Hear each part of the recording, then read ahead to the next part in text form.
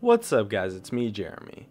Playing off-meta champions can often come with quite a lot of advantages, and either way it's super fun and can often bring some great results too.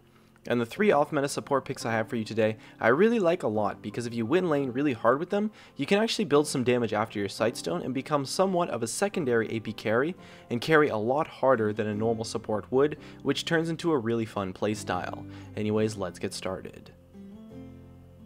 The first off-meta support champion that is great in solo queue is Lux. Lux has a lot of really high range poke and crowd control, which in combo with her passive makes her laning phase quite strong. She has more than enough harass to be a lane bully, and with a super long range binding has some great pick potential as well. She's super squishy though and can be vulnerable to burst damage combos, so watch out for champions like Graves and Annie and anyone else who has some really good burst, especially at level 6 when they can potentially get the jump on you.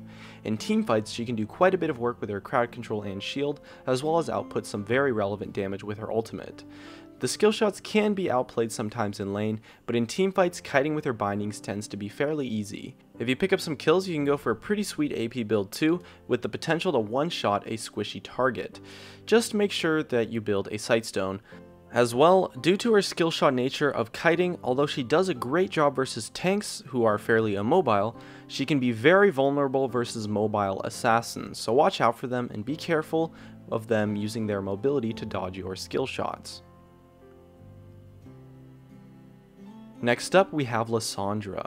Lissandra's support is actually a little bit tough to play since the ranges on her abilities are super low, which can make her laning phase especially a bit tough, but as far as her kit goes, she actually has some quite overloaded tools for support.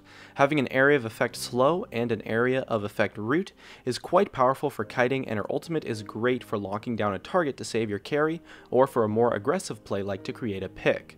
Her teamfights are quite strong due to the large amount of crowd control in her kit, and her ultimate makes her mid-game really good since she can create picks quite easily with a point-and-click ultimate that combos well with her snare for about 2.5 to 3 seconds of point-and-click crowd control on a target. In addition, her lane isn't too bad once you hit level 6, since her ultimate tends to let you go for some burst combo all-in fights, so if you play her with a burst damage 80 carry, you can definitely come out on top in the laning phase. Positioning with her can be a little bit tricky due to her short ranges, so unless you're going for a pick with her ultimate, I recommend playing fairly defensive in teamfights and letting your teammates engage and focus mostly on kiting, since she can do a great job of kiting tanks with her snares and slows, as well as to shut down assassins fairly well with her ultimate. And lastly, we have Vell.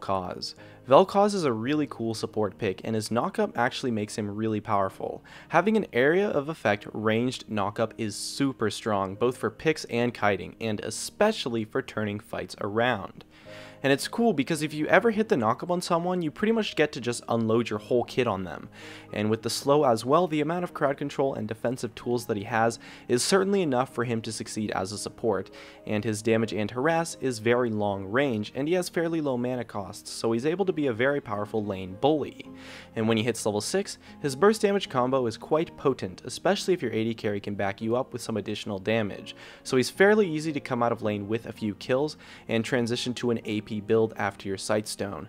However, he is quite squishy and can be fairly vulnerable to harass and burst damage combos himself, and so it requires you to position fairly well with him. In teamfights, he's pretty good at kiting tanks and can output a lot of damage that your team can use to kill targets. However, he is extremely vulnerable to assassins since his knockup is really easy to dodge if you have mobility, so taking an exhaust on him is really important. But if you get fed, you can actually kind of carry pretty hard since his utility is fairly useful, and if you can become a relevant damage threat, killing tanks with him as well as squishy targets is easy, and so kiting them out is not a problem for him at all. So he's super powerful if you win lane, which isn't really that hard to do due to his long ranges and massive damages. And that just about wraps it up. If you enjoyed the video, make sure to subscribe and hit that like button to support me. Thanks for watching, and I'll see you guys next time.